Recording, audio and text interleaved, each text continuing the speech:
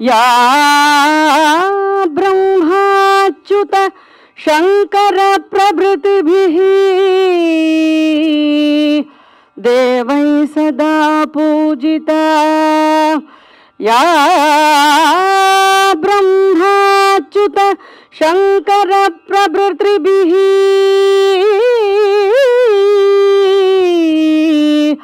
देवै सदा पूजिता सा मां पातु सरस्वती भगवती निःशेषजाड्यापः सा मां पातु सरस्वती भगवती निःशेषजाड्यापः।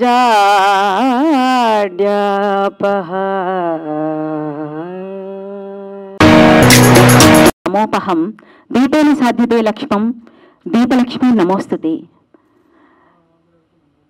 కూడా ఈ కావ్యరచనలు ఉండాలని మనస్ఫూర్తిగా కోరుకుంటున్నాము. రెడ్డి గారు, వెంకట సిద్ధారెడ్డి గారు, మహి బెజవాడ గారు, అన్వేక్షకి పబ్లిషర్స్ వాళ్ళ తరపున అమెజాన్ సైట్ నుంచి నా యొక్క చేతుల మీదుగా స్వహస్తాల మీదుగా నేను వైబిఎస్ చౌదరి అండి, నా చేతుల మీదుగా ఆదిపాక ప్రభాకర్ మా అందరి చేతుల మీద కాకుండా రాసిన ఆయనకి మాత్రం బ్రహ్మాండమైన బ్లాక్ బస్టర్ అవ్వాలని, చేసిన వాళ్ళకి అద్భుతమైన బ్లాక్ బస్టర్ అవ్వాలని మనస్ఫూర్తిగా వాళ్ళు నిజంగా కోరుకుంటారు. కాబట్టి మీ చేతుల మీద రండి సార్, మీ చేతులు పెట్టండి. ఎక్కడ పెట్టండి ఇది? భరణి గారు మనందరికీ ఎంతో ఇష్టమైన రచయిత. ఇప్పుడే వెళ్ళారు ఆయన ఈ సభలో. ఇప్పుడు ఆయన కలవడం చాలా సంతోషంగా ఉంది. సభ స్టేజ్ మీద ఉన్న అందరికీ మరొకసారి నమస్కారం. అండ్ ముఖ్యంగా నేను ఇప్పుడు ఒక చిన్న ఈ సభకు వచ్చే ముందు ఒక చిన్న ఇన్సిడెంట్ జరిగింది. మా కిందకి దిగి మా పిల్లలు ఆడుకుంటున్నారు, గల్లీ క్రికెట్ అంటారు కదా, ఆడుకుంటున్నారు కొంతమంది. నేను మా చిన్నాడితో చెబుతాను, అరే నేను పని మీద వెళ్తున్నాను అన్న బయటికి, ఏంటి అని అడిగాడు క్యాజువల్గా. ఇలా బుక్ ఓపెనింగ్ రా ఫంక్షన్ అంటే, బుక్ ఇంకొక కుర్రోడు అన్నాడు బుక్ ఓపెనింగ్ అంటే, ఒక వాళ్ళు 10-12 ఇయర్స్ కిడ్స్ వాళ్ళందరూ.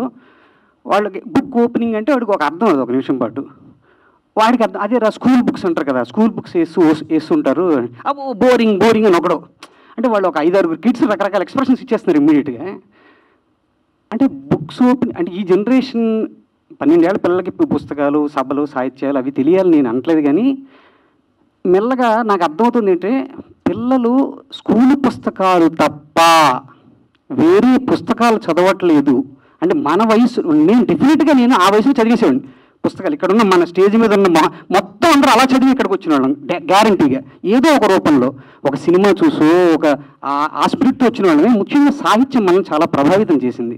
ముఖ్యంగా దర్శకులకు బాగా తెలుసది. సాహిత్యం అనేది వాళ్ళకు ఒక విజువలైజేషన్ ఇస్తుంది.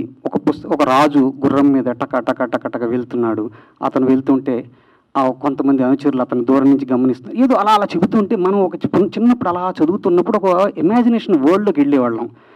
మనకు ఒక కనెక్ట్ ఉండేది, మనకి ప్రత్యేకించి మనకు మాత్రమే కనపడే ఒక లోకం కనపడేది అప్పట్లో. ఇప్పుడు డైరెక్ట్గా ఎప్పుడైతే దృశ్యం కేవలం పిల్లలు టీవీకి వాటెవర్ మొబైల్కి కనెక్ట్ అయిపోయారో వాళ్ళకి నాకు ఎక్కడో ఆ ప్రత్యేకమైన వరల్డ్ అనేది తగ్గిపోయిందేమో అని నాకు పర్సనల్గా అనిపిస్తుంది. అంటే పుస్తకాల యొక్క ఇది అంతలా తగ్గిపోతూ వస్తున్న ఈ సమయంలో నిజంగా చెప్పాలంటే, ఒకప్పుడు కృష్ణదేవరాయలు గారిని సాహితీ సార్వభౌమని ఎలా అనేవారు, ఇప్పుడు పుస్తకాలు వేస్తున్న ప్రతి ఒక్కరిని, ముఖ్యంగా ఈ సంపాదకులు వీళ్ళని ఖచ్చితంగా సార్వభౌమరాయలు కృష్ణదేవరాయల స్థితి వీళ్ళది ఖచ్చితంగా కలగాలని కోరుకుంటున్నాను నేను. నిజంగా సాహిత్య వైభవం అంటే ఇంతకు మించి ఏం లేదు. ఎంత గొప్ప సేవ ఇది. నిజంగా ఎన్నో పనులు చేసుకోవచ్చు, ఇప్పుడున్న ఏ తోటి ఎన్ని పనులు చేసుకోవచ్చు. కానీ ప్రత్యేకించి ఈ పని పెట్టుకున్న ముఖ్యంగా వీరికి, ఈ అన్వీక్షి వాళ్ళకి మాత్రం నా మనస్ఫూర్తి కృతజ్ఞతగా తెలియజేసుకుంటాను. అండ్ ప్రభాకర్ గారికి అండ్ ముఖ్యంగా ఖదీర్ బాబు గారిని, నాకు చిన్నప్పుడు ఒకనొక టైం నాకు కూడా పుస్తకాలు నిజాయితీగా చెప్తున్నాను, కొంచెం డిస్కనెక్ట్ అయ్యాను. సినిమాలు ఇందులోకి వచ్చేసిన తర్వాత కంటిన్యూస్గా సినిమాలు చూడడం మొదలెట్టేసిన తర్వాత ముందు చదివాను, మల్లాది గారివి, ఎండమూరి గారివి అవన్నీ చదువుకుని వచ్చినండి నేను కూడా. తర్వాత నామిని సుబ్రహ్మణ్యం నాయుడు గారి పుస్తకం చాలా రోజుల తర్వాత చదివాను నేను. తర్వాత నాకు ఖదీర్ బాబు గారు నాకు ఒక వ్యసనం అయిపోయాడు. ఆయన ప్రతి సంవత్సరం వర్షాలు పడే సమయంలో ఆయన పోలేరమ్మ బండ లో 2-3 కథలు చదివితే కానీ నాకు అసలు ఆ వర్షాకాలం గడవదు. నాకు ఒక ఒక్కసారి మీరు అంతే తెలిసి ఉంటుంది పోలేరమ్మ బండ గురించి అందరికీ ఇక్కడ డెఫినెట్గా. మిమ్మల్ని మీ గత స్మృతులకు జుట్టుపట్టుకు లెక్కెళ్ళిపోతాడు ఆయన అసలు, జస్ట్ 2-3 అక్షరం నుంచి అంతే. సో అంత బాగుంటాయని.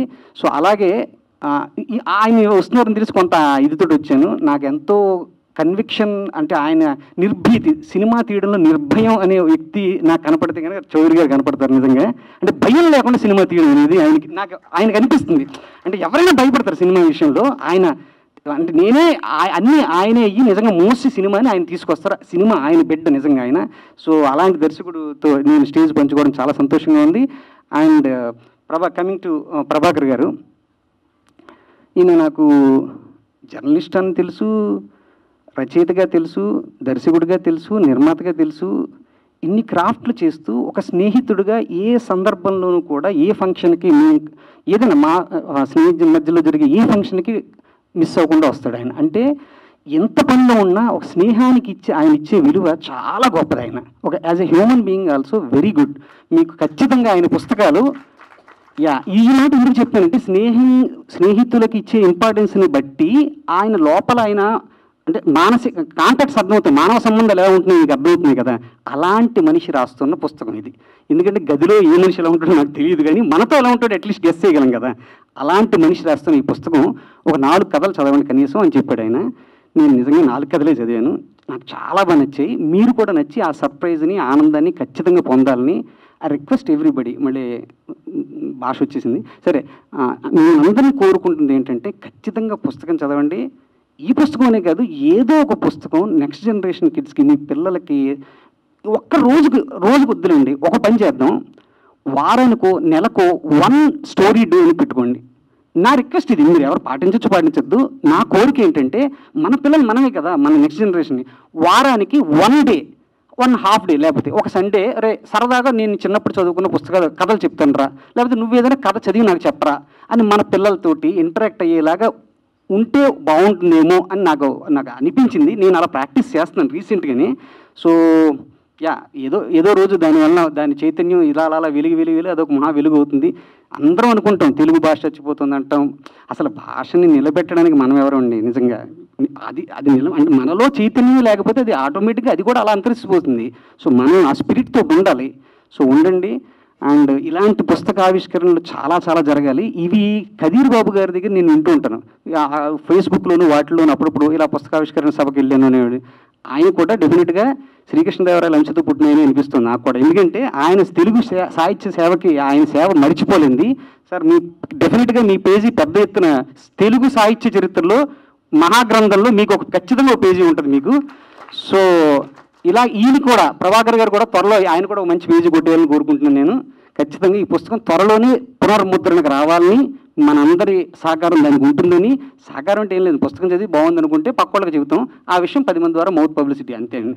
సో ఖచ్చితంగా ఇది జరగాలని ఈ నిర్మాతలకి, అంటే మా సినిమా నిర్మాతల భాషలో ఈ నిర్మాతలకు చాలా లాభాలు వచ్చి ఈయనకి మంచి పేరు వచ్చి అందరూ సంతోషంగా ఉండాలని, ఈ పుస్తకాలు త్వరలోనే మరో పుస్తకం వేయాలని చాలా ఎక్కువసేపు మాట్లాడాను. ఐఎమ్ సారీ సమయం ఎక్కువ మాట్లాడినందుకు.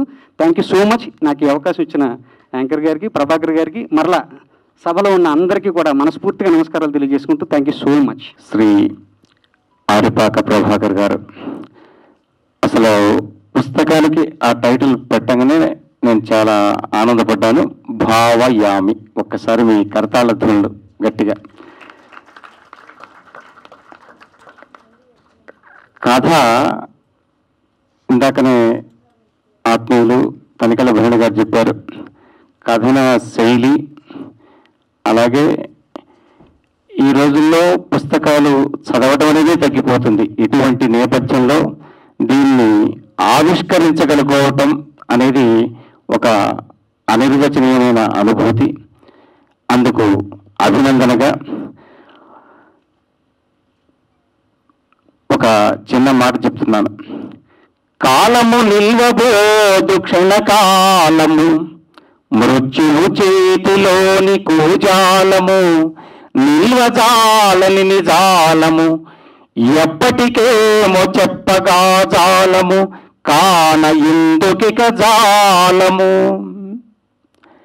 కాలము విలువ తెలుసుకొని కాల నిబద్ధత అంటే కథకి కథ, కథనము, సమయము, సందర్భము, జన సరళత్వం జనాలకి వీటిని పదము యొక్క రంగు, రుచి, వాసన ఇవి త్రివర్ణ పతాకంలాగా త్రిపథకలాగా తన రచనలో చొప్పించేవాడు మా మిత్రుడు ఆరిపాక ప్రభాకర్ గారు. వారికి ఒక చిన్న పద్య సమర్పణ చేసి నేను ముగిస్తున్నాను. పదము రంగు రుచులు బాగుగా పసిగట్టు, పదము రంగు రుచులు బాగుగా పసిగట్టు, ప్రజల నాడి బట్టి రచనగట్టు, ప్రజల నాడి బట్టి రచనగట్టు, కథన శైలి హృదుల కమనీయమై పట్టు, కథన శైలి హృదుల కమనీయమై తట్టు, ఆరిపాక రచన, ఆరిపాక రచన అంతె నెట్టు, ఆరిపాక కథలకంతె నెట్టు. నమస్తే, ధన్యవాదాలు. ఈ రచయిత ప్రభాకర్ ఆరిపాక నాకు తెలీదు, పరిచయం లేదు. వీరశంకర్ ఈ పుస్తకం ఆవిష్కరణ ఉందని మెసేజ్ పెట్టడంతో ఈ సభకి వేదిక మీద వ్యక్తిగా కాకుండా సభలో ఉన్న వ్యక్తిగా వచ్చాను ఇక్కడికి.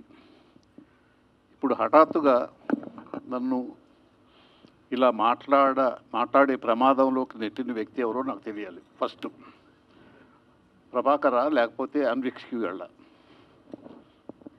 ఎవరండి చెప్పండి. ప్రభాకర్ అట. ఆయన పరిచయం లేకపోయినా నన్ను పిలిచారు, బహుశా ఎవరో చెప్పి ఉంటారు. Thank you Prabhakar. ఇప్పుడు సడన్గా నన్ను పిలవటం వల్ల ఒక అడ్వాంటేజీ ఒక డిసడ్వాంటేజీ ఉంది. అడ్వాంటేజ్ ఏంటంటే ఈ పుస్తకం ముందుగా నా చేతికి రాని కారణంగా ఎక్కువ మాట్లాడక్కర్లేదు, తర్వాతే చదివిన తర్వాత మాట్లాడాలి. డిసడ్వాంటేజ్ ఏంటంటే ఏమాత్రం ప్రిపరేషన్ లేకుండా ఇక్కడికి రావటం అనేది కొంచెం వణుకు పుట్టించే వ్యవహారం. కాబట్టి ఉన్నంతలో ఈ అవకాశం నాకు ఇలా లభించటం ద్వారా ప్రభాకర్ ఆరిపాకకి ఇంకో విషయం చెప్పాలి. నేను బహుశా ఒక 6 నెలల ముందు కనుక ఈ పుస్తకం ఇతను తెచ్చుంటే నాకంటే సీనియర్ అయి ఉండేవాడు. నా పుస్తకం డిసెంబర్లో వచ్చింది. సో కొంచెం సీనియారిటీ పోగొట్టుకున్నాడు. ఇప్పటికీ నేను చెప్పగలిగింది ఏంటంటే ఈ కథా సంపుటి తెచ్చిన ప్రభాకర్ ఆరిపాకకి శుభాకాంక్షలు, అభినందనలు, ఆశీస్సులు. అందరికీ నమస్కారం. అన్ని సింహాలు, ఏనుగులు, పెద్ద పెద్ద మదగజాలు ఉన్నాయి స్టేజ్ మీద. మీరు లయన్ సార్, వైస్ మీరు లయన్ సార్. సార్ అయితే బాబాయ్ ఆమె ఎంత మంచి పుస్తకం అంటే నేను చదివాను. నాకు ఆరిపాక ప్రభాకర్ గారు చాలా మిత్రులు. ఆయన సినిమా రామం రాఘవంలో మొత్తం అసలు సమర్పణ స్టార్ట్ చేసిందే అక్కడి నుంచి. వాళ్ళ మేనలుడు పృథ్వీ గారి ద్వారా నాకు బాగా పరిచయం. ఎంత బాగా రాశాడు అనే దానికి నేను చదువుతూ ఉంటే నాకు ఎంత బాగా అనిపించిందని రాత్రిపూట స్టార్ట్ చేస్తే పొద్దున కల్లా అయిపోయాయి. ప్రతి ఒక్క కథ కూడా విచిత్రం ఏంటంటే ఒక కథకి ఒక కథకుడు, ఒక రైటరుకి ఒక శైలి ఉంటుంది. ఇప్పుడు మా కదిరిబాబు గారికి అయితే కనుక ఒక శైలి ఉన్నట్టుగా ఒక్కొక్కళ్ళది ఒక్కొక్కటి స్టైల్ ఉంటుంది. బుక్ పట్టుకోగానే ఇది ఈ బుక్ ఈ స్టైల్లో ఉంటుందని. ఈయన కథలకు మాత్రం ఒక స్టైల్ అనేది లేదు. ఓల్డ్ స్టైల్ ఉంది, ఒక 20 ఏళ్ళ కిందటిది, 25 ఏళ్ళ కిందటిది, ఇప్పుడు లేటెస్ట్గా ఏం జరుగుతుంది, ఇట్లాంటి రకరకాల కథలన్నీ కలిపి ఒక కుప్పబోసి ఒక దగ్గర పెట్టాడు. కానీ అందులో ఉన్న ఈ ట్రెండింగ్ కథకి ఉన్న పేరు మాత్రమే బావయామి అని ఇప్పుడు పెట్టారు, ఈ బుక్కి పెట్టారు. చాలా నచ్చింది ప్రభాకర్ గారు. మీ శైలి ఎంత బాగుందంటే ఖచ్చితంగా ఎక్కడొకక్కడ మన చుట్టాలను, మన స్నేహితులను, మన వాళ్ళను, మనల్ని మనం తరచి చూసుకుంటాం. అంత బాగుంది. అందుకే ఇవి మానవత్వపు విలువలు ఉన్న పుస్తకం. ఇది ఖచ్చితంగా చదివితే బాగుంటుంది. ఇందాక నుంచి అందరూ అంటున్నారు కానీ మా సినిమా భాషలోకి చెప్పాలంటే నిర్మాత బాగుంటే సినిమాలు బాగుంటాయి. అలాగే అన్వీక్షకి లాంటి వాళ్ళు వచ్చినప్పుడు నాకు బాగా తెలుసు. వాళ్ళు వెంకట్ అండ్ మహి గారు చాలా అంటే డబ్బు సంపాదించడానికి అనేక మార్గాలు ఉన్నాయి. ఆ మార్గాలు కూడా వాళ్ళకి తెలుసు. కానీ అవన్నీ కాదు, సమాజానికి మనం ఏమైనా చేయాలి, అక్షరానికి మనం ఏమైనా చేయాలి. ఆ అక్షరంతో పాటు మనం ఎంత ట్రావెల్ చేయగలం, పరిగెత్తినంత దూరం పరిగెత్తుదామని ఒక టార్గెట్ స్టార్ట్ చేశారు. నాకు 85 పుస్తకాలు ప్రచురణ అయిన తర్వాత కనిపించినప్పుడు అబ్బా వల్ల కావట్లేదు, 100 పుస్తకాలు వేసి ఆపేస్తా ఉన్నారు. ఇప్పుడు 200 పుస్తకాలు కంప్లీట్ చేశారు. అది వాళ్ళకి అక్షరం మీద ఉన్న విలువ. నిజంగా హ్యాపీగా ఉండిందండి ప్రభాకర్ గారు ఇంత పెద్దవాళ్ళ ముందు మాట్లాడినందుకు. ఎందుకంటే ఇందులో ఈ ముందు మాటలు కూడా కథల్లాగా ఉన్నాయి. నాకు అది నచ్చింది. ఎందుకంటే గుళ్ళు శ్రీకృష్ణ గారు కానీ, మన ఇంకా ముళ్ళపూడి వరా గారు, వాళ్ళ మదర్ శ్రీదేవి గారు కానీ, వీళ్ళందరూ ఎంత బాగా రాశారంటే ఆయన జీవితం కూడా ఒక కథలాగా ఉంది. అంటే ప్రతి ఒక్కటి కూడా ఆ పేజీలో ఏది వదిలిపెట్టబుద్ధి కాలేదు. అంత బాగుందని చెప్తున్నాను. వీలైతే ఖచ్చితంగా చదవండి. ముందు చదవాలంటే మన పిల్లలకి తెలుగు నేర్పుతాం. ముందు తెలుగు వస్తే తర్వాత చిన్న చిన్న కథలు చదువుతారు, ఆ తర్వాత ఇలాంటి పుస్తకాలు చదువుతారు. మీరు ఒక పుస్తకం కాదు సార్, 10 పుస్తకాలు వేయాలి, 10 మందికి చదివించాలి, 10 కథలు చెప్పాలి. All the very best. వేదిక మీద పెద్దలందరూ ఉన్నారు. వైవిఎస్ చౌదరి గారు, సుదర్శన్ గారు, వేమూరి సత్యం గారు, వీరశంకర్ గారు, వీరంతా ఉన్నారు. ఇంకా మిత్రులు ఉన్నారు. అందరికీ నమస్కారం. ఈ పుస్తకం ఆవిష్కరణ నేను రావడానికి కారణం ఏంటంటే పబ్లిషర్స్ అన్వీక్షకి పబ్లిషర్స్, అది ఒక రకంగా నా సంస్థే కాబట్టి నేను కూడా దీని పబ్లిషర్నే. మేమందరం నెల్లూరు వాళ్ళం. ఈ వెంకట సిద్ధారెడ్డి, మహి బెజవాడ, నేను కాబట్టి ఇది నెల్లూరు వాళ్ళ పుస్తకంగా వచ్చానన్నమాట. అయితే వచ్చాక ఈ రచయిత వైజాగ్ ఉత్తరాంధ్ర రచయిత. ఈయన కథలు మామూలుగా నేను ఒక సీనియర్ రచయితను కాబట్టి చాలామంది కథలు పంపి అభిప్రాయం అడుగుతుంటారు. వాళ్ళ ఉద్దేశం ఏంటంటే కథ పంపిన వెంటనే మనం చదివేస్తామని. వెంటనే ఒక అరగంట టైం ఇచ్చి ఫోన్ చేస్తారు. అలా ఎప్పటికీ నేను కథ చదవను. దానికి ఒక ముహూర్తం ఉంటుంది, ఏదో సందర్భం ఉంటుంది, మనసు ఉండాలి. కథ ఊరికి ఆషామాషిగా చదివేది కాదు, బస్సుల్లో వెళ్తూ చదివేది కాదు. కథ ఒక తపస్సు. అది కథ రాయటం కానీ, కథను చదవటం కానీ, ఒక మంచి గొప్ప కథ చదివితే అంతకుముందున్న ఒక మనిషి చచ్చిపోతాడు, కొత్త మనిషి పుడతాడు. అది గొప్ప కథ అంటే. మీరు గాలివాన అనే కథ చదివితే పాలగుమ పద్మరాజు గారిది, మీరు అంతవరకు చేసిన ట్రైన్ ప్రయాణాలన్నీ ధ్వంసమైపోయి నశించిపోయి ఇంకెప్పుడు ఒక కొత్త రైలు ప్రయాణం చేయబోతారన్నమాట. మీరు ట్రైన్లో చూసే బిచ్చకత్తల్ని మీరు చూసే పద్ధతి మారిపోతుంది. అంటే గాలివాన అనే కథలో ఒక బిచ్చకత్త ఉంటుంది, ఒక పెద్ద మనిషి ఉంటాడు. ఆ కథ చదివితే మీరు మళ్ళీ ఎప్పుడు ట్రైన్లోని బిచ్చకత్తెని మీరు ఈసడించుకోరు. అలా మిమ్మల్ని ఏదో చేస్తుంది, ఒక కెమికల్ రియాక్షన్ వస్తుంది. కాబట్టి ఈ పుస్తకం చదవాలంటే ముహూర్తం లేదు, ఏమి లేదు. వీళ్ళు నిన్న పంపించారు. కానీ నేను కొంచెం పర్ఫెక్షనిస్ట్ని. పుస్తకం బాగుంటే సగం పాస్ అయిపోతాడు రచయిత.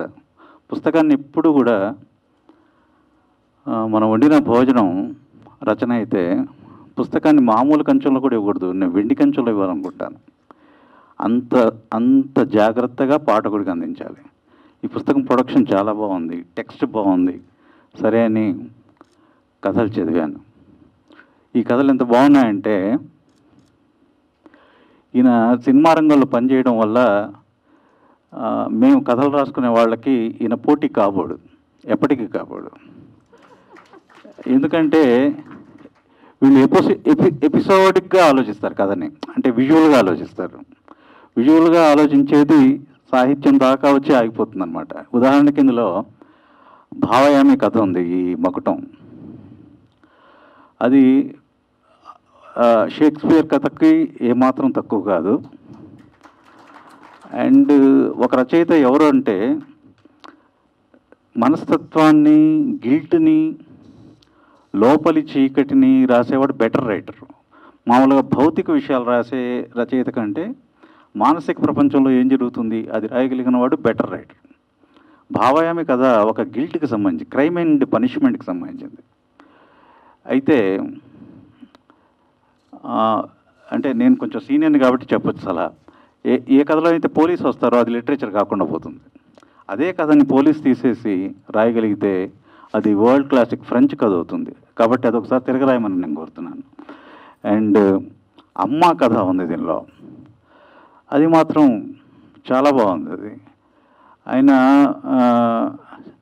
ఎలిమెంట్, రైటింగ్ ఎలిమెంట్ దాన్ని నాటకీయంగా చేసి ఒక సినిమా చూస్తున్నట్టుగా ఉంది. దానిలో విషయం ఉంది, పాత్రలు ఉన్నాయి, భాష ఉంది, కానీ సాహిత్యానికి ఎడ్జ్లో ఉంది.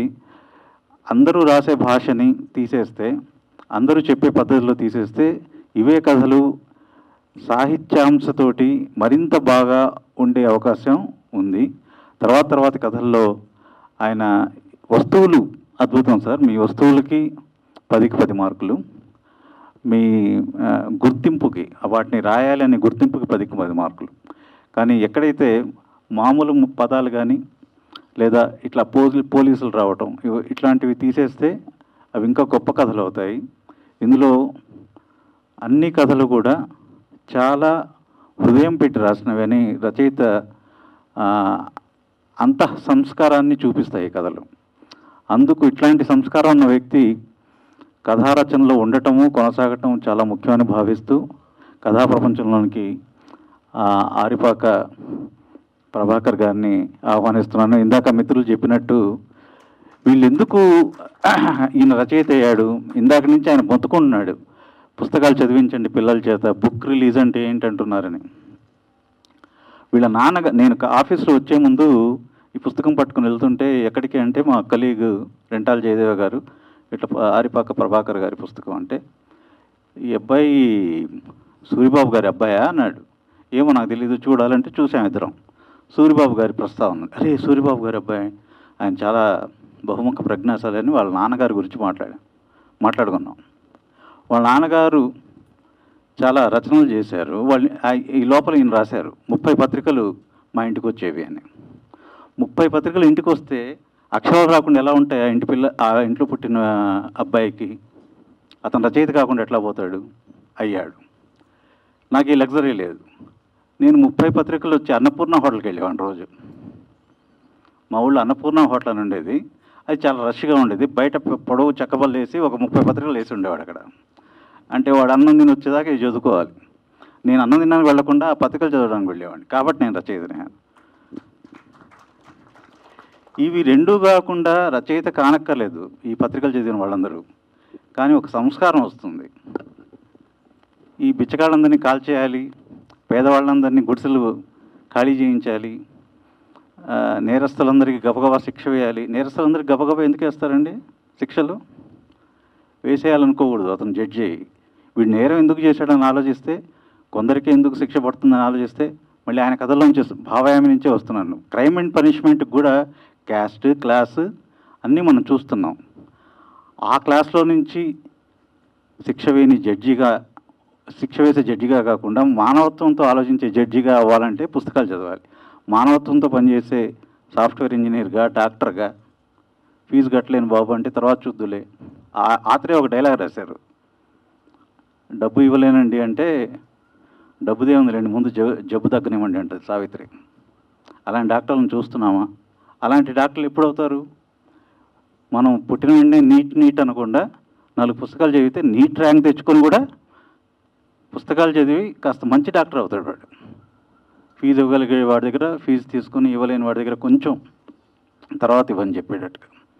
మానవ సమాజాన్ని కఠినంగా చేయకూడదు మనం. ఇవాళ యుద్ధాలు వస్తున్నాయన్నా, ద్వేషం పెరుగుతున్నా, మానవ సమాజం కఠినంగా అయ్యే కొద్దీ ఇవన్నీ జరుగుతాయి. ఒక ఇంట్లో తల్లి, తండ్రి, పిల్లలు ఉంటారు. ఆ ఇల్లు కూల్చేయటం తప్పు అని పాలకులకు తెలియాలి. నేరం చేసిన వాడిని జైల్లో పెట్టాలి. ఆ నేరం చేసిన వ్యక్తి తల్లి, తండ్రి, బిడ్డల్ని ఆ ఇంట్లో ఉండనివ్వాలి. కూల్చేద్దామనే భావన ఎప్పుడు వస్తుంది? సాహిత్యం చదివినప్పుడు వస్తుంది. సాహిత్యం చదివితే తల్లికి కన్నీరు ఉంటుంది, బిడ్డకు కన్నీరు ఉంటుంది, తండ్రికి ఏడుపు ఉంటుందని తెలిసి ఇల్లు కూల్చరు.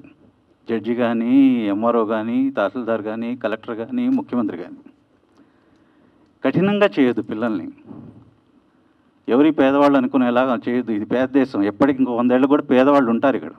వాళ్ళతో మానవీయంగా ఉండే పిల్లల్ని మనం తయారు చేస్తూ ఉండాలంటే ఇట్లాంటి కథలు, పుస్తకాలు రావాలని, వెంకట్ లాంటి పబ్లిషర్లు ఉండాలని, ఆరిపాక గారి లాంటి రచయితలు ఉండాలని, 30 పత్రికలు తెచ్చే వారి తండ్రి గారి వంటి తండ్రులు ఉండాలని కోరుకుంటూ థ్యాంక్ యూ. నమస్కారం అండి. వేదిక మీద ఉన్న పెద్దలకి, ముందున్న వరా గారికి, గోపిని కరుణాకర్ గారికి, మహి, వెంకట సిద్ధారెడ్డి, అందరికీ నమస్కారం అండి. 2 విషయాలు వింటాను. మంచి ఆకలి టైం వచ్చేస్తుంది కాబట్టి ఇంకందరికీ. సో ఇక్కడ ప్రభాకర్ గారి గురించి మాట్లాడాలంటే నాకు 15 సంవత్సరాలుగా మిత్రుడండి. తను నాకు తెలిసి నాకు తెలియంది ఏంటంటే 30 సంవత్సరాలుగా కథలు రాసినట్టుగా నాకు ఇప్పుడే తెలిసింది. యాక్చువల్గా 15 సంవత్సరాలుగా మిత్రుడు అయిన తర్వాత అంటే తన ప్రస్థానం ఏంటంటే, తను స్టార్ట్ అయింది ఏంటంటే ఎక్కడ మన ఆల్ ఇండియా రేడియో యువవాణి దగ్గర నుండి, తర్వాత ఒక జర్నలిస్ట్గా స్టార్ట్ అయ్యి దాని తర్వాత సినిమాల్లోకి వచ్చి రచయితగా, డైరెక్షన్ డిపార్ట్మెంట్గా డైరెక్షన్ చేసి, సో ఆయన దాంట్లో ఉన్న ఒక యూనిక్ ఇది ఏంటంటే, యూనిక్ అంటే ఆయన పేరే అది పెట్టారు యాక్చువల్గా భావయామి. ప్రభాకర్ ఏంటంటే తను ఫస్ట్ చేసిన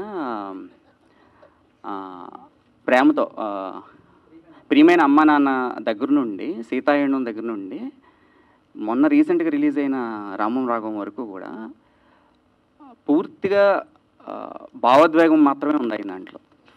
డే 1 నుంచి కూడా ఓన్లీ ఎమోషన్స్ మాత్రమే ఆయన ఎక్కువ ప్లే చేశారు. ఆయన ఉన్న హారర్ కథల్లో కూడా ఎమోషన్సే ఉన్నాయి యాక్చువల్గా. ఆయన ఉన్న 100 కథల్లో ఇప్పుడు 12 కథలు మాత్రం దీంట్లో వస్తున్నాయి యాక్చువల్గా, వస్తున్నాయి.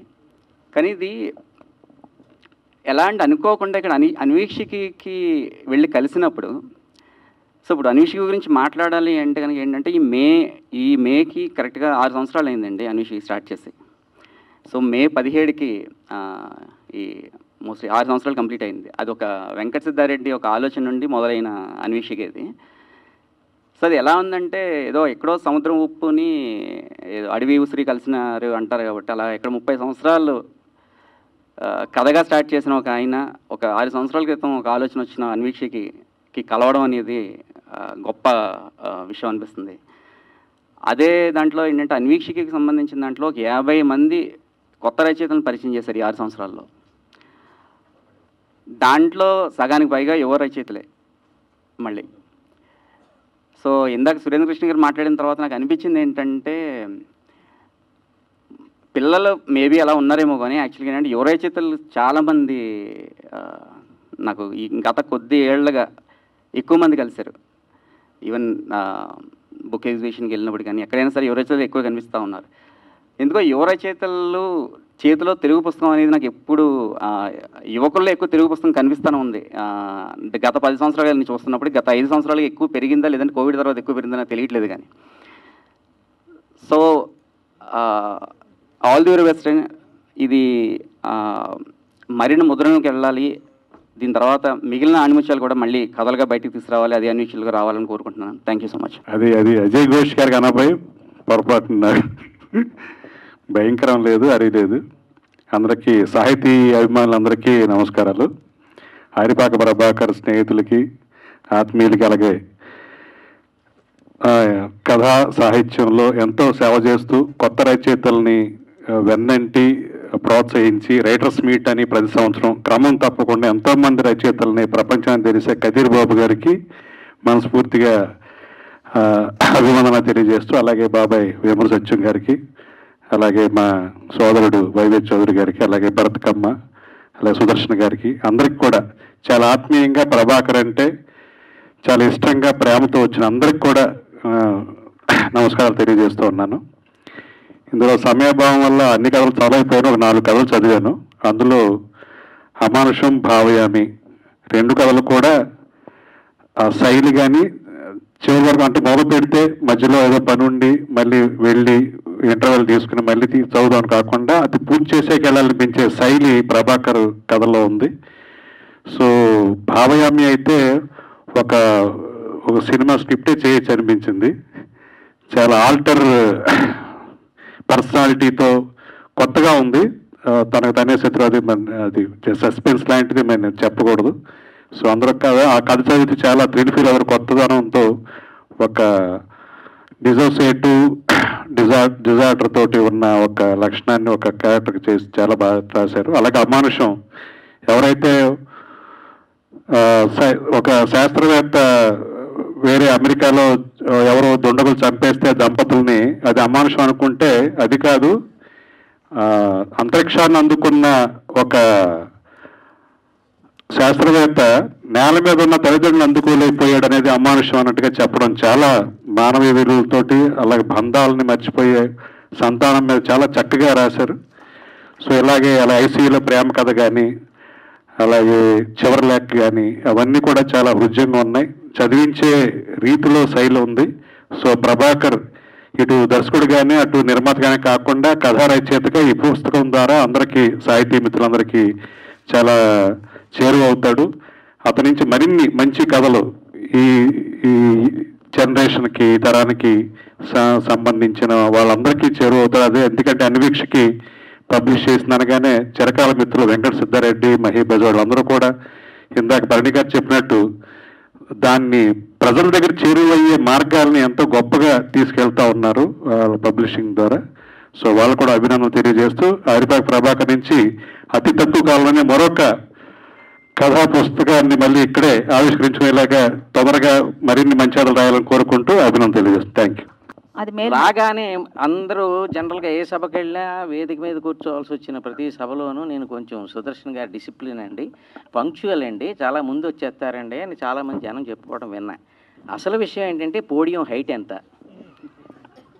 వేదిక మీద ఉన్నటువంటి గెస్టులు మా సైజు మా బ్రదర్స్ ఎంతమంది ఉన్నారు, ఇవన్నీ చూసుకుని దాన్ని బట్టి కొంచెం నేను ఇక్కడికి రావాలా అక్కడే మాట్లాడాలా ఇవన్నీ డిసైడ్ చేసుకుని చాలా వ్యూహం ఉంటుంది అందులో. ఈ వ్యూహాన్ని అమలుపరుస్తుంటాను. వైవిఎస్ చౌదరి గారు అక్కడ మాట్లాడమన్నారు కానీ పక్కన ఆయన వచ్చి నుంచున్నారు అనుకోండి, నా పరిస్థితి ఏంటి, ఆ పక్కన ప్రభాకర్ నుంచి ఉంటే ఇవన్నీ ఉంటాయిగా, ఆ లెక్కలన్నీ వేసుకుని మొత్తానికి చాలా సంతోషం. సభకి నమస్కారం. వేదిక మీద ఇప్పుడు ఒకటి అడిగారు వైఎస్ చౌదరి గారు, అంటారు ఏమన్నా స్లిప్ ఉందా, స్లిప్ ఒకటి పెట్టుకున్న వాళ్ళు ఇక్కడికి రావాలి, ఇది కనపడకుండా. ఎందుకంటే ఈ స్లిప్లు మనకి నెర్వస్నెస్ వచ్చినప్పుడల్లా దీని మీద ఒకసారి స్లిప్ మీద చెయ్యేసి ఇలాగ ఒకసారి కొట్టుకోగానే ఎక్కడ లేని ఉత్సాహం విశ్వాసం అన్నీ వస్తాయి. వైవిఎస్ చౌదరి గారు ఇక్కడ గుర్తు చేస్తూ అయితే ఒకటి చెప్తాను.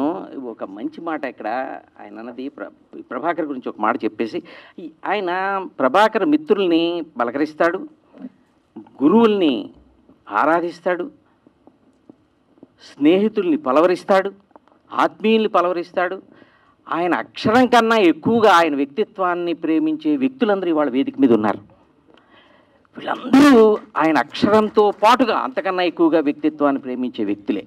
ఇది ప్రారంభం అవటానికి ఉన్న నెలల ముందు నుంచి అతను కార్యక్రమాన్ని ప్రారంభం చేసుకుంటూ వైవిఎస్ చౌదరి గారు, కదీర్ బాబు, విజయ్ ఘోష్ గారు, అసలు ఈ పేర్లన్నీ తను నిరంతరం వీరశంకర్ గారు చెప్తూనే ఉన్నాడు. ఆ పలవరింత అసలు ఐఎమ్ ఇన్ టెన్షన్ అంటే ఈయన ఇంటెన్షన్ వెరీ గుడ్, అటువంటిప్పుడు ఐఎమ్ ఇన్ టెన్షన్ ఏంటని నేను అడిగాను. ఎంత ఇంటెన్షన్ గుడ్ అయినా లోపల వీళ్ళందరినీ తీసుకొచ్చి ఒక వేది మీద కూర్చోబెట్టాలి, వాళ్ళందరూ ఆశీస్సులు. అది నేను ఇప్పుడు వాళ్ళందరూ ఇంతమంది ఇంత ఆత్మీయంగా నీ కోసం వస్తున్నారు, అభినందనలు ఇస్తున్నారు, ప్రశంసిస్తున్నారంటే కాదు సార్, అవన్నీ నాకు ఆశీస్సులు అన్నాడు వినమ్రంగా. ఎందుకంటే అది ఇక్కడ సభలో అతను చెప్పేది కాదు, ఇది ప్రైవేట్ టాక్స్లో మాట్లాడేటప్పుడు ఏం మాట్లాడతామో, ఎవరు విననప్పుడు మనం ఏం మాట్లాడతామో, ఎవరు విననప్పుడు మనం ఏం చేస్తామో, అదే కదా మన వ్యక్తిత్వం. అది ప్రభాకర్ వ్యక్తిత్వం.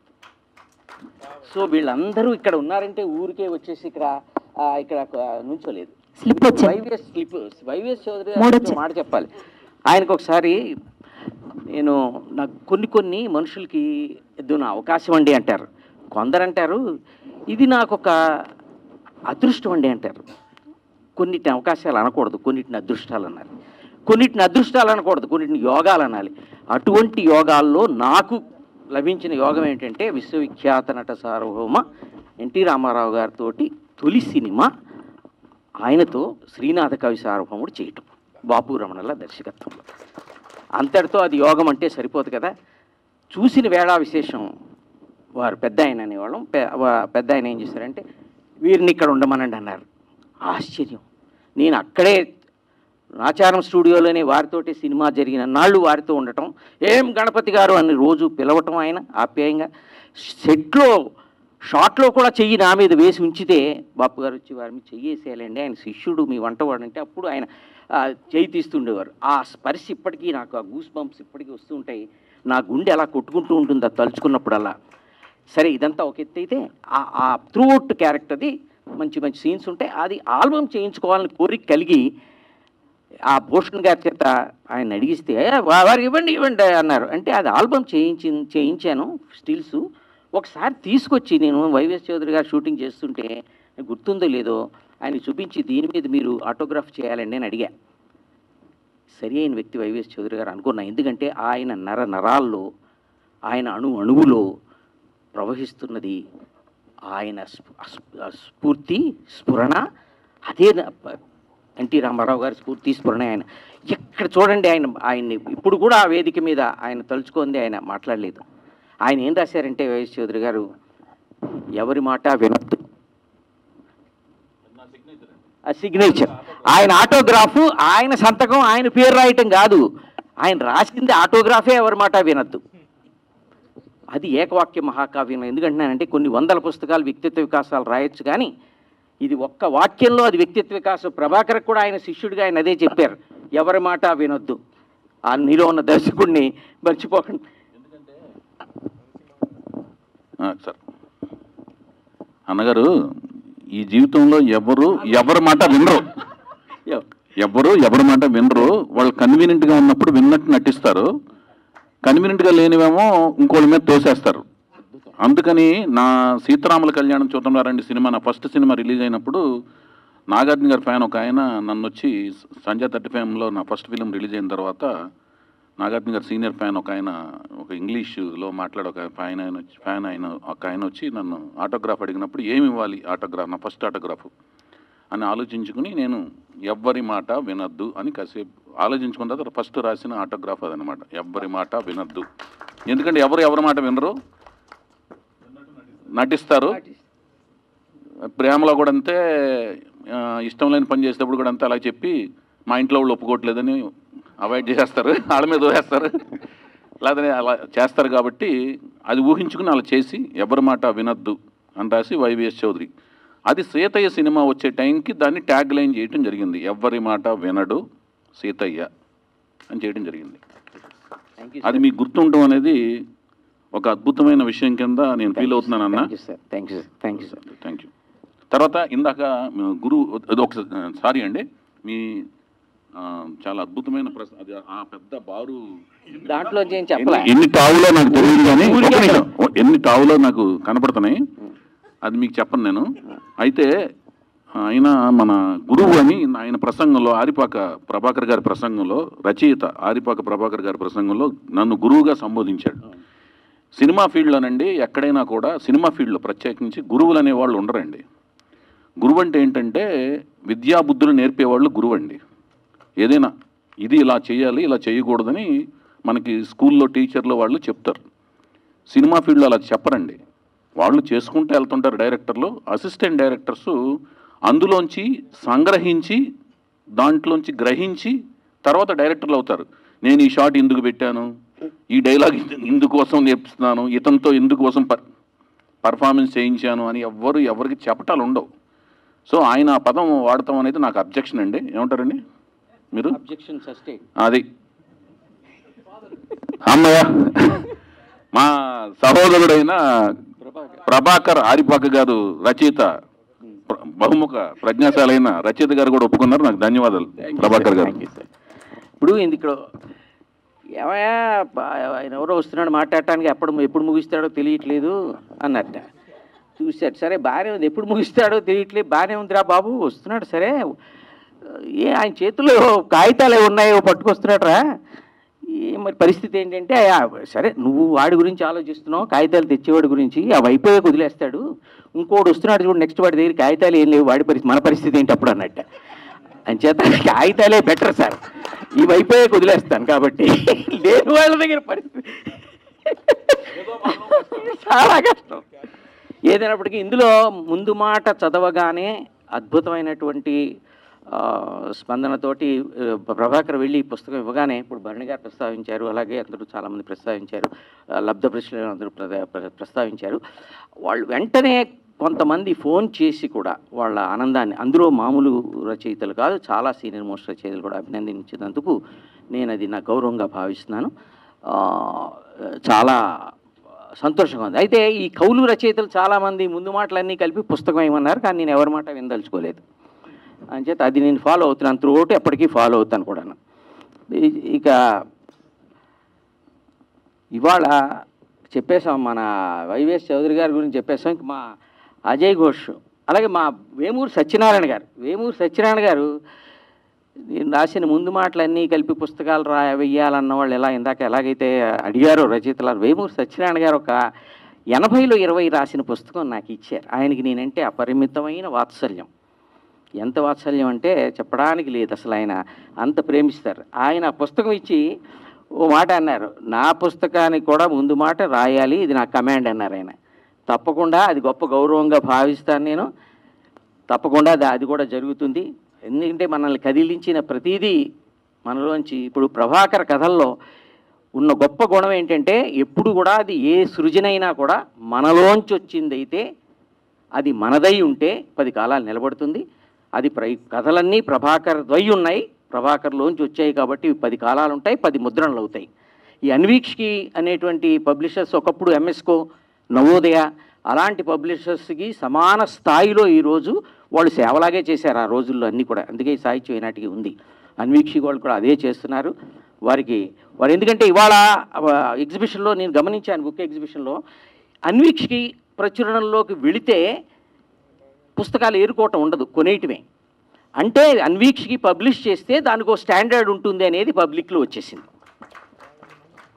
అంత అద్భుతమైనటువంటి పేరు తెచ్చుకున్న వారికి అది అదృష్టం. మా ప్రభాకర్ కూడా ఈ వారు పబ్లిష్ చేయడం అనేది.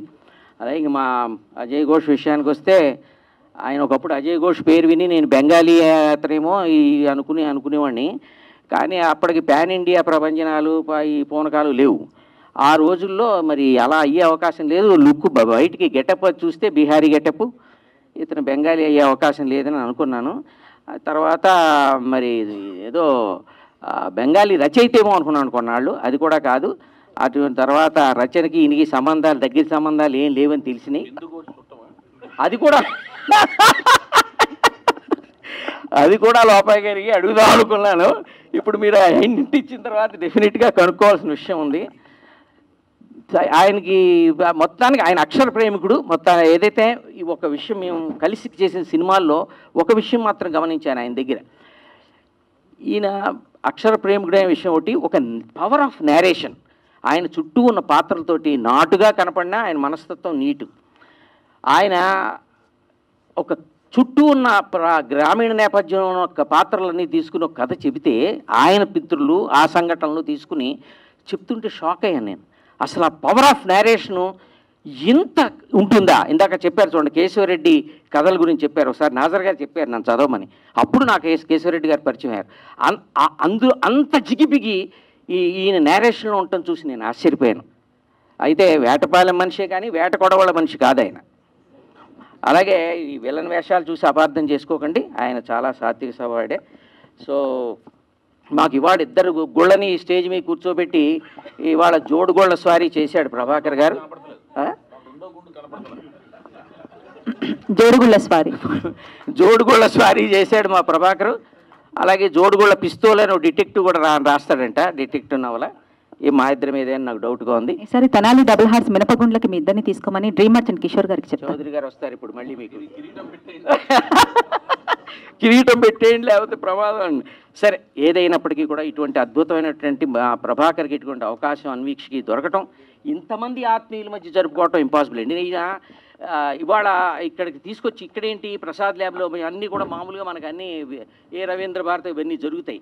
కానీ మన ప్రభాకరు ఈ సినిమా వాడు కూడా కావటం వల్ల తీసుకొచ్చి ఈ ఇక్కడ కథని ఈ సినీ ప్రాంగణంలో పెట్టి ఒక సినీ సింహాసనం మీద కథని కూర్చోబెట్టాడు మా ప్రభాకరు. అందుకు నాకు చాలా చాలా చాలా సంతోషంగా ఉంది. So thank you very much. So ఈ సభలో పాల్గొన్న ప్రతి ఒక్కరూ మనం చెప్పినట్టుగా చౌదరి గారు చెప్పినట్టుగా ఏదో నటించడమో లేకపోతే పెదాల మించి మాటలో లేకపోతే ఏదో ఫార్మాలిటీ కోసం రావటమో జరిగే సభలు చాలా చూస్తుంటాం.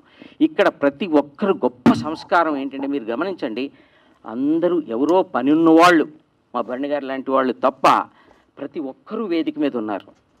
ఇక మా చౌదరి గారికి శిష్య ప్రేమ అనుకుంటాను మా ప్రభాకర్ మీద. ఆయన అలాగే కూర్చునిపోయారు. వీరశంకర్ గారు అసలు మాకు పొద్దుటే వీరశంకర్ గారి గురించి పొద్దు నుంచి మొదలెట్టాడు మా Prabhakar.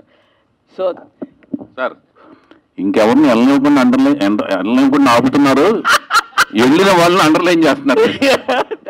Thank you so much for all of మీ అందరికీ మరొకసారి మా ప్రభాకర్ని ఆశీర్వదించాలని, ఆయన దర్శకుడిగా మా చౌదరి గారు ఆశీర్వదించినట్టుగా మా కృష్ణవేణి గారి దగ్గరుండి మరీ ఆశీస్సులు ఇప్పించారు. సో మంచి దర్శకుడు కావాలని ఆకాంక్షిస్తూ ఈ పుస్తకం అన్వీక్ష చేతుల్లో పడింది. ఇది సూపర్ హిట్. వాళ్ళు డిస్ట్రిబ్యూటర్స్, వాళ్ళ సినిమాల్లో ఏదైతే డిస్ట్రిబ్యూటర్స్ వాళ్ళ చేతిలో పడిందిరా అంటామో అన్వీక్షకి చేతుల్లో పడింది. Thank you so much. అలాగే ఈ వేదిక మీద ఉన్న మా సురేంద్ర కృష్ణ గారు కానీ భరత్ గారు కానీ అందరికీ కూడా మరొకసారి నా కృతజ్ఞతలు తెలియజేస్తూ థ్యాంక్ యూ సో మచ్. అందరికీ నమస్కారం అండి. పెద్దోళ్ళు అందరూ ఉండరు. ఏమమ్మా నువ్వు లేనిపోయినావు అసలు. అయితే వయసునే సార్, మన వాళ్ళు కూడా పుట్టారు కదా సార్. ఏమన్నా అర్థం ఉందట నువ్వు అసలు. సరే అయితే ఇప్పుడు నేను కదిరిబాబు గారు వెళ్ళారు, ఉన్నట్టు ఇది బాగుండేది. సరే పెద్ద ఆయన ఉన్నారు వేమూరు వారు.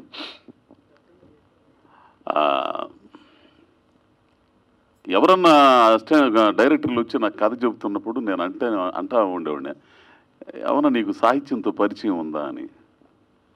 అంటే వాళ్ళు అంటారు, ఏం చదవలేదండి, చిన్న చిన్న చదివానండి అది ఇది అంటుంటారు. ఒరే స్వామి పుస్తకాలు చదవంటారు స్వామి, పుస్తకాలు చదివితే భలేగా ఉంటుంది, మంచి జ్ఞానం అవుతుంది, మీరు చూసే దృక్కోణం మారిద్ది, సమాజాన్ని కానీ మనుషుల్ని కానీ ఈ ఆలోచన ధోరణి మారిద్ది. ఏవో 4 కొరియన్ సినిమాలు అవి చూసేసి ఏవో కథలు అల్లుకొని రావడం కాదు అని అంటూ ఉండేవాడిని. అది ఎందుకని అనేవాడిని అంటే, నాకు ఈ మధ్య కమలాకర్ రెడ్డి అని చెప్పి సుకుమార్ గారి దగ్గర పనిచేశారు అసోసియేట్. విజయవాడలో బుక్ ఫెస్టివల్ జరిగేటప్పుడు నా చేత కొన్ని పుస్తకాలు కొనిపెట్టాడు. ఈ చదవండి ముందలని, డాక్టర్ కేశవరెడ్డి అని డాక్టర్ గారు చనిపోయారు. ఆయన ఒక 7 పుస్తకాలు ఉన్నాయి, 7 కథలు. ఒక కథ చదివిన ముందు మా అన్నయ్య కథ చదివిన తర్వాత ఇక అక్కడి నుంచి బిగినైందండి.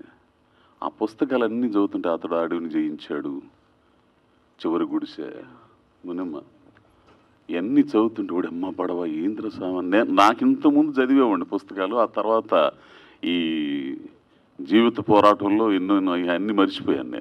నేను నడిచి వచ్చిన దారిలో అవన్నీ మర్చిపోయా. ఎట్లా ఉండయి అంటే అట్లా ఉండయి.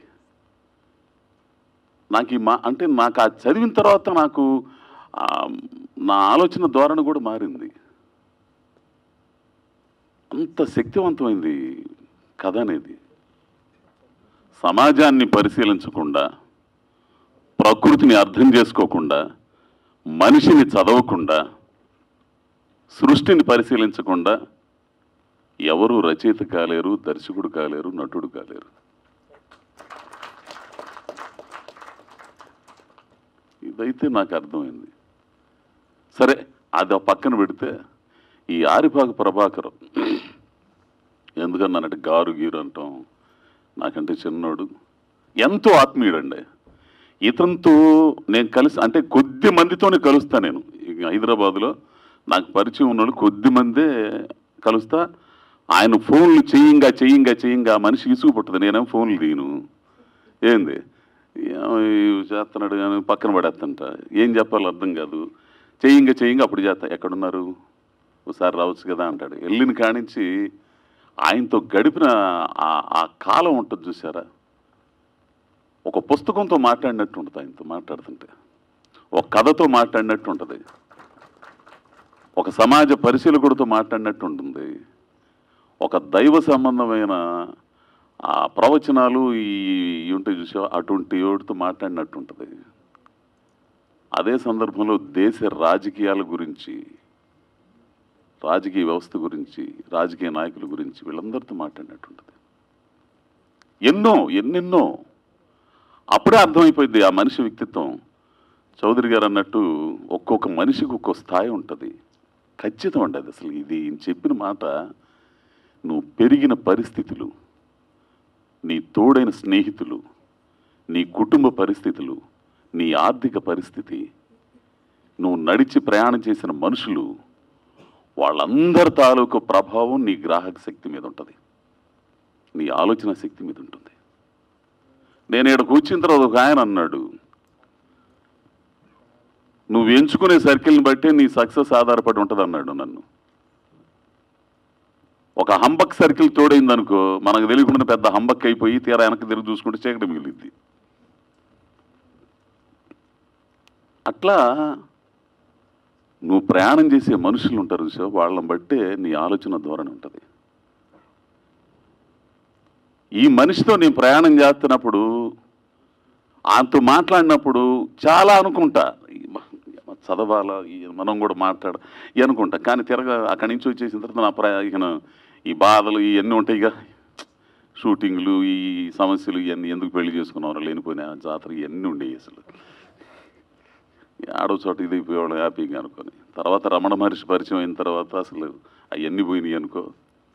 నిజంగా ఒక రచయిత స్థాయిని బట్టి ఆ కథలన్నీ ఉంటాయి, ఆయన ఆలోచించే ధోరణి బట్టి.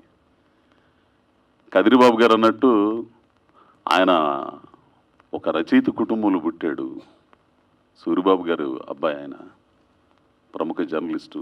ఈయన నడిచి వచ్చిన దారి కూడా జర్నలిస్టు, కథకుడు, నాటిక రచయిత, ఇంకా పాటగాడు, చాలా ఉండే ఆయనలో. పైగా అందగాడు. ఏంది, అందుకే అంత ఓడికి పెళ్లి చేసుకోలే.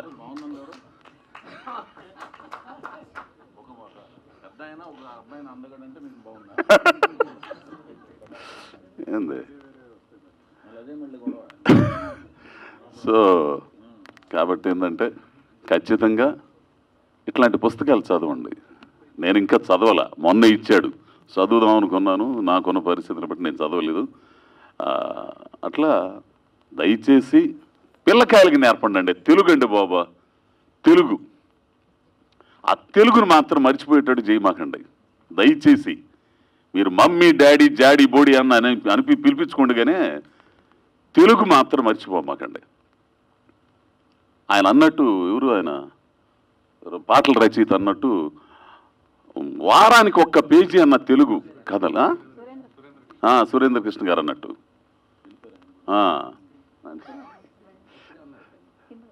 కాబట్టి తెలుగు చదవటం నేర్పపోతే ఎప్పుడు చూసినా ఈ బొచ్చే అయిపోతుంది. ఈ బొచ్చులోనే చదువుతున్నారు ఈ మధ్య, కళ్ళు దొబ్బుతున్నాయి. ఏంది సార్, వేరే పదం మార్చండి సార్ దానికి. ఇవాళ నుంచి మీరు common man sir, RK Laxman common man. నేను కామన్ మ్యాన్ కాబట్టి బొచ్చి అంటున్నా. వద్దు సార్, వేరేది మార్చండి. లేనిపోయిన వ్యవహారం పెట్టేస్తారు సార్ వేరే విధంగా. కథలు కూడా దాంట్లోనే చదువుతున్నారు. పుస్తకం మెయిన్ పుస్తకం కదా. నిజంగా వాళ్ళు ఎవరండి, అన్వీక్షి ఏమయ్యా వెళ్ళిపోయారు వాళ్ళు. గ్రేట్ స్వామి, మీరా నిజంగా గ్రేట్. అసలు భరణి గారు అన్నట్టు నిజంగా యుగాల వరకు మీ పేరు ఉంటుంది స్వామి. ఎవడేస్తున్నాడు స్వామి పుస్తకాల, ఎవడు చేయట్లా. కానీ మీరంటే మీరు గ్రేట్ అండి, అంతే. కాబట్టి అందరూ పుస్తకాలు చదవాలి. ఇంకో విషయం తెలిసిన, ఏదైనా పుస్తకం చదువుదామని పెడదాను. ఇది నేను విమర్శ అయితే అవ్వచ్చేమో. మళ్ళా ఆయన మల్లాల్ గారు ఉన్నారా, వెళ్ళారా? నేను ఒక మాట అంటానండి, నాకు నా అభిప్రాయం. చౌదరి అన్న గారు అన్నట్టు, చౌదరి సార్ అన్నట్టు, కాదు కాదు అన్నాను లేదు చౌదరి తమ్ముడు అన్నట్టు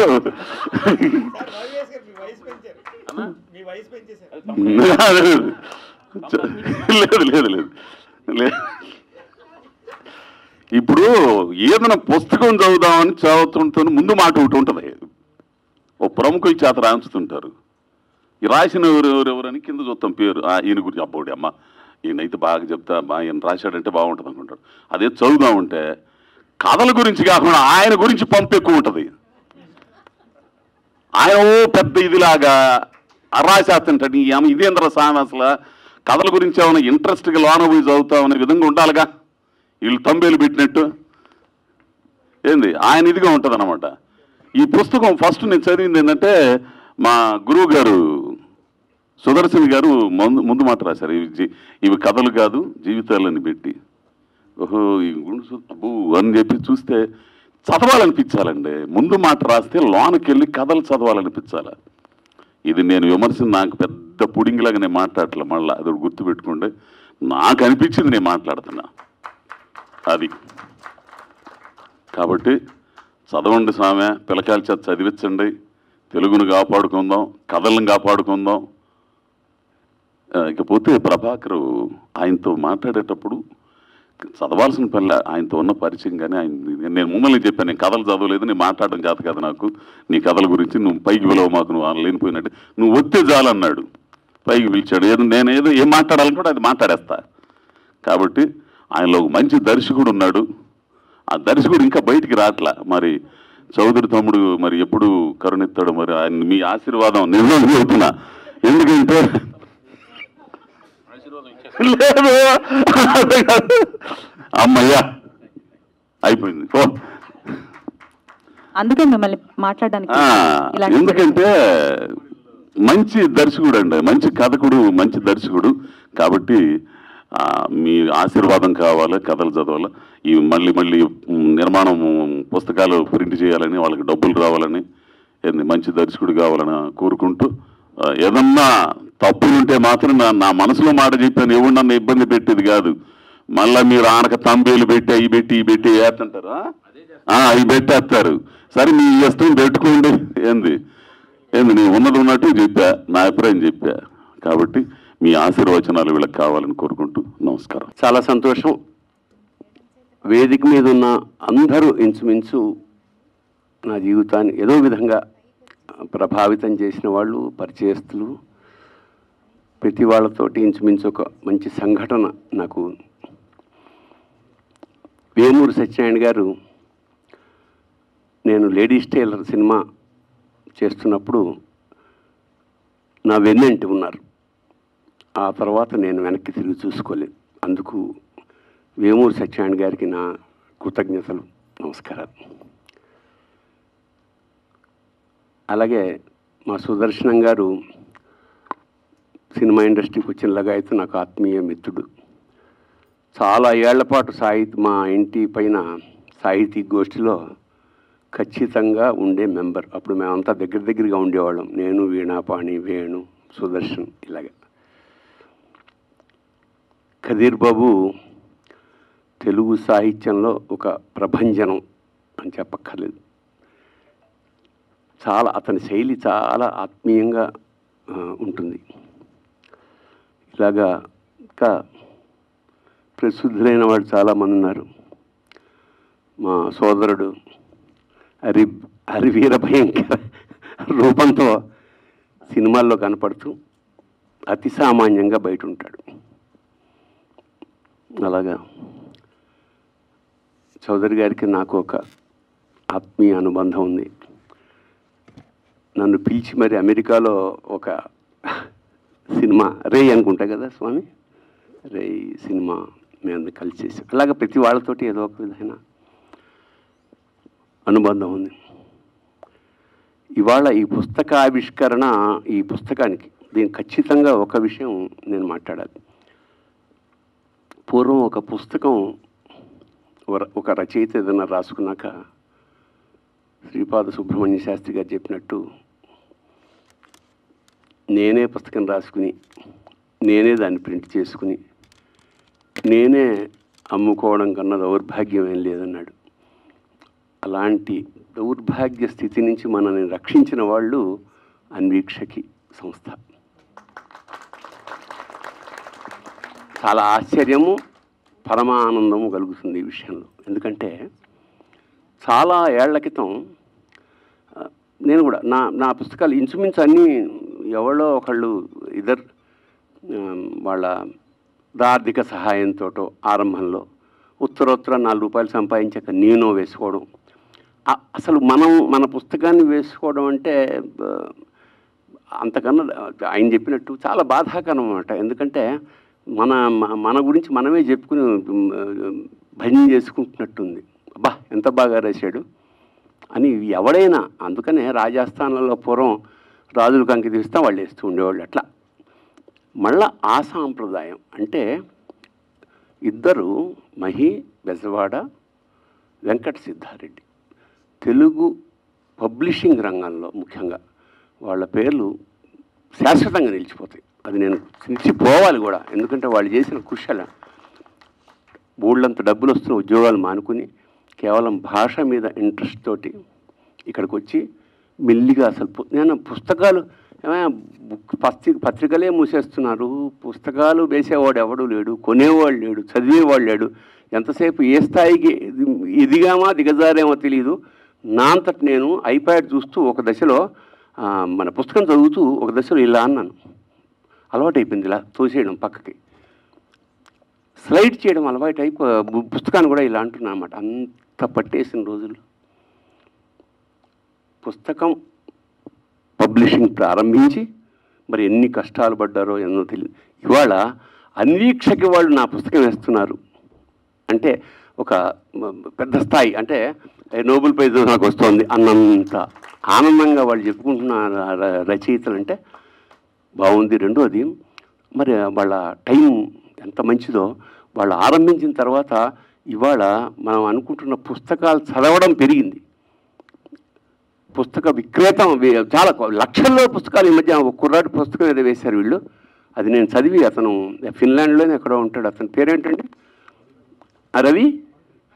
రవి మంత్రి. లక్షల్లో కాపులు అమ్ముడుపోయాయి. అయితే ఇంత అమ్ముడుపోవడానికి రీజన్ ఏమిటా అని నేను ఇక్కడి నుంచి ముంబై పెడుతున్నా ఏదో హిందీ సినిమా యాడ్ కోసం. ఆ పుస్తకం నాకు మా అమ్మాయి కొని గిఫ్ట్గా ఇచ్చింది, నాన్న చదవండి అని. నేను ఇక్కడి నుంచి అక్కడికి వెళ్ళి 2 గంటలు చదివేసి దిగాక అక్కడికి ఫోన్ చేశా అతనికి. అతను వేరే దేశంలో ఉంటాడు, ఎక్కడికో వేరే అతను చాలా ఫిల్ అయిపోయాడు. అతను ఏమన్నా అంటే, సార్ ఇది 2 ఏళ్ల క్రితం నేను ప్రింట్ చేసినప్పుడు మీకు పుస్తకం పంపానండి అని ఒక ఫోటో పంపి మీకు అందలేదు, ఇవాళ మీరే నాకు ఫోన్ అంటే ఏమిటంటే ఇది అంతటికి కారణం ఏమిటంటే పబ్లిషర్ అన్వీక్షక అనేది లేకపోతే ఈ అద్భుతాలు జరిగి ఉండేవి కావు.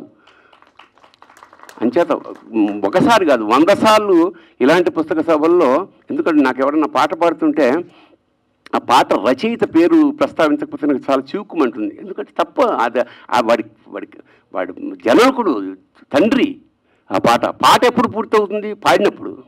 అలాగా ఈ అంచేత మరొక్కసారి ఈ సంస్థ అన్వీక్షక అనేది శాశ్వతంగా ఈ తరం తర్వాత ఇంకో తరం ఇలా తరతరాలుగా అన్వీక్షకి శాశ్వతంగా ఉండాలని, ఉంటేనే తెలుగువాడికి కాస్త 4 ముక్కల పుస్తకాలు మిగులుతాయని మనస్ఫూర్తిగా నమ్ముతూ ఉండాలని తీవ్రంగా కోరుకుంటూ ఇప్పుడు భావయామి.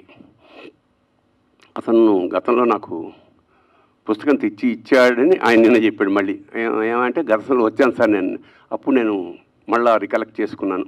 ఎందుకంటే చాలామంది వస్తుంటారు, పుస్తకాలు ఇస్తూ ఉంటారు. సో ఫస్ట్ కండిషన్ తీగానే ఇది అన్వీక్షకి ప్రింట్ చేసింది అనగానే చదవబుద్ధి చేస్తుంది, పుస్తకం బాగుంటుంది. సరే మొత్తానికి అతను, సార్ అన్నీ చదవలేకపోయినా కనీసం ఒక కథన్నా చదవండి, మీరు ఈజీగా కనెక్ట్ అయ్యేది ఓయి శివుడు అని అన్నాడు. శివుడు పెట్టగానే కొంచెం నాకు ఏదో మ్యాగ్నెటిక్ లాగా టక్కున సర్లే చూద్దామంటే తిరగేశా. బాగుంది. అంటే శ్రీకాకుళం అతను వైజాగ్లో ఉండడం వల్ల శ్రీకాకుళం యాసని బాగా ఉడిసిపట్టుకుని చాలా రియలిస్టిక్గా ఒక మనం ఊహించని క్లైమాక్స్ వచ్చేలాగా ఒక అద్భుతమైన కథ రాశాడు. అందులో చివరి దశ లాస్ట్ 4 లైన్లు ఏమిటంటే చిన్న షాక్ తిన్నా. ఎందుకంటే నేను రాసిన 4 శివుడు గలడు అంటూ ముగించాడు అన్నమాట. నాకు తెలియదు ఆ విషయం. ఏదేమైనా కథ బాగుంది. ఆ తర్వాత సుదర్శనం గారు రాసిన ముందు మాట చదివా. అన్ని 4-5 కథలకి ఆయన సంక్షిప్తంగా దానిలో ఏమేం జరిగిందని ఇచ్చాడు. ఆ తర్వాత అతను చెప్పాడన్నమాట, నేను కథా రచయితనే కాకుండా నేను దర్శకుడిని ఒకసారి సీతాయణని తీశాను, ఈ మధ్య రామన్ రాఘవన్ చేశాను. సో నిర్మాత, దర్శకుడు, రచయిత ఇలా వివిధ క్వాలిటీస్ తోటి ఇవాళ ఈ స్థాయికి వచ్చి భావయామి అనగానే భావయామి అన్నమాచారి కీర్తనకు వచ్చేస్తుంది. భావయామి చేత ఈ కుర్రాడులో ఉండే అగ్ని తపన ఇలా పుస్తక రూపంలో బయటికి రావడం, ఇవాళ అతనికి గురువులు లేదా ఇండస్ట్రీలో తారసపడ్డవాళ్ళు, బాగా సాహిత్య రంగంలో వెలుగొందుతున్న వాళ్ళందరినీ సమీకరించి తీసుకొచ్చాడు. బాగుంది. స్టేజ్ అంతా అంతే. ఈ స్థాయి వాళ్ళు రావడం చాలా అరుదు, ముఖ్యంగా సాహిత్య అభిలాషులు. సో హాల్ కూడా నిండింది కాబట్టి నా మనసు కూడా నిండింది. ఈ కుర్రాడికి మంచి భవిష్యత్తు ఉండాలి, మరించి పుస్తకాలు రాయాలి, ఆ పుస్తకాలు మళ్ళీ అన్వీక్షకి వాళ్ళే వెయ్యాలి అని మనస్ఫూర్తిగా కోరుకుంటూ శుభం భూయాత్. శివోహం. సభకు నమస్కారం అండి. నేను ఏ సభకు వచ్చినా, ఏ వేదికనెక్కినా, నేను ఈ స్థాయికి, ఈ వేదిక మీదకి రావడానికి కారకులైన నా స్ఫూర్తిని తలుచుకుందే నేను ప్రారంభించలేను. ఎందుకంటే ఏ మనిషి స్ఫూర్తి లేనిదే ఇంతంత ఒక స్థాయికో ఒక ఎత్తుకో ఎదగటం అనేది సాధ్యం కాదు. నేను ఈ స్థాయికి, ఏదైతే స్థాయి నేను ఇప్పుడు ఉన్నానో ఆ స్థాయికి రావడానికి కారకులైన విశ్వవిఖ్యాత నట సార్వభౌమ నందమూరి తారక రామారావు గారికి ధన్యవాదాలు తెలియజేసుకుంటున్నాను. ఆ స్ఫూర్తి అనేది లేకపోతే మానవ జీవితానికి, స్ఫూర్తికి కృతజ్ఞతలు తెలిసిపోయి ఒక కార్యక్రమం అణువు లేకపోతే మానవ జీవితం అనేది వ్యర్థము కింద నేను భావిస్తుంటాను ఎల్లప్పుడూ, ఎప్పుడు, నా జీవితాంతం కూడా.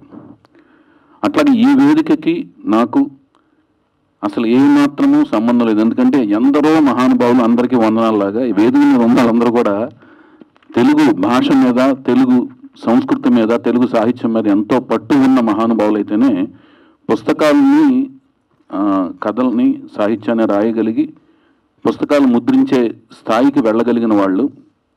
అలాంటి వాళ్ళందరూ ఈ వేదిక మీద ఉన్నారు. ఆ వేదిక మీద నేను రావడానికి కారణం ఏంటంటే, నా సహోద్యోగి అంటే నాతో పనిచేశాడు, నా కింద పనిచేశాడు అంటే నాకు ఎప్పటికి ఇష్టం ఉండదు. నా అసిస్టెంట్ డైరెక్టర్లు అందరూ కూడా, నాతో పాటు పనిచేసిన సహాయ దర్శకులు అందరూ కూడా నా సోదరుల కింద నేను భావిస్తుంటాను. సీతయ్య ఎవరి మాట వినడు అనే సినిమాకి ప్రభాకర్ ఆరిపాక నా దగ్గర పనిచేశారు. సో ఆ కనెక్షన్తో నేను ఈ వేదిక మీదకి రాగలిగాను అంతే.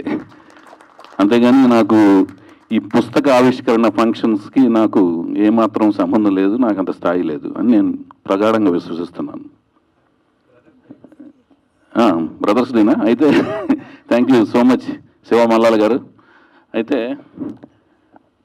నేను నమ్మేది ఒకటేనండి, దేవదేవుని అంటే ఎవరో, ప్రతి ఒక్కరూ ఒక దేవుని నమ్ముతుంటారు. ఆ దేవదేవుని అనుగ్రహంతో ప్రతి వ్యక్తి, నిన్న కూడా మనం మాట్లాడుకున్నాం దీని మీద, ఒక్కొక్క ప్రత్యేకమైన గ్రాహక శక్తితో తల్లిదండ్రుల కడుపున పుడుతుంటారు. ఒకే తల్లిదండ్రుల కడుపున పుట్టిన ఇద్దరు అన్నదమ్ములకి ఒకే గ్రాహక శక్తి ఉండదు. అంటే ఈ సృష్టి నుంచి గ్రహించే శక్తి, గ్రాహక శక్తి అంటే బుద్ధి బలము, బుద్ధి కుశలత, ఏదైతే మనం దాన్ని సంబోధిస్తుంటామో దాన్ని గ్రహించే శక్తి అనమాట. ఆ గ్రహించే శక్తి నుంచే పుట్టుకతోనే ఎవరు మహాజ్ఞాని, లేకపోతే అద్భుతమైన తెలివితేటలు, జ్ఞాన సంపద ఉండదు. గ్రాహక శక్తి అయితే ఉంటుందన్నమాట, బుద్ధి కుశలత ఉంటుందన్నమాట. సో పరిసరాల నుంచి కానీ, తను పుట్టిన కాలమాన పరిస్థితుల్లోంచి, తను కలిసిన స్నేహితులు, చదివిన పుస్తకాలు, కలిసిన బుద్ధి జ్ఞానం నేర్చుకున్న, అంటే విద్య నేర్చుకున్న గురువుల దగ్గర నుంచి కానీ, తిరుగాడిన ప్రదేశాల నుంచి కానీ, చూసిన సినిమాల నుంచి కానీ, వీటి నుంచి ఈ గ్రహించే శక్తి ఒకటి ఏదైతే ఉందో, దాని సామర్థ్యం ఉందో, వాటన్నిటి నుంచి గ్రహించి తనలోని ఒక వ్యక్తిత్వాన్ని బలీయంగా తయారు చేసుకుని నేను అనే ఒక వ్యక్తిత్వాన్ని ఏర్పరచుకోగలుగుతాడు. అది ఒక్కొక్కళ్ళకి ఒక్కొక్క రకమైన విచిత్రమైన వ్యక్తిత్వం తయారవుతుంది అనమాట. అదే ఆ వ్యక్తి యొక్క పర్సనాలిటీ, అదే వ్యక్తిత్వం అనమాట. ఆ వ్యక్తిత్వం ఒక్కొక్కళ్ళకి ఒక విచిత్రమైన విభిన్నమైన వ్యక్తిత్వం ఉండబట్టి ఒక్కొక్కళ్ళు ఒక రకమైన రచయితల కింద వాళ్ళకున్న సామర్థ్యాన్ని బట్టి ఈ సమాజంలో గ్రహించినవి, వాళ్ళకున్న కాలమాన పరిస్థితుల్లో వాళ్ళ యొక్క సమయంలో జీవన ప్రయాణంలో గ్రహించిన సమయంలోని దాంతోపాటు ఇలాంటి పుస్తకాలు రాద్దాము అనే ఒక గొప్ప కార్యక్రమానికి, సాహసానికి పూనుకుంటారు.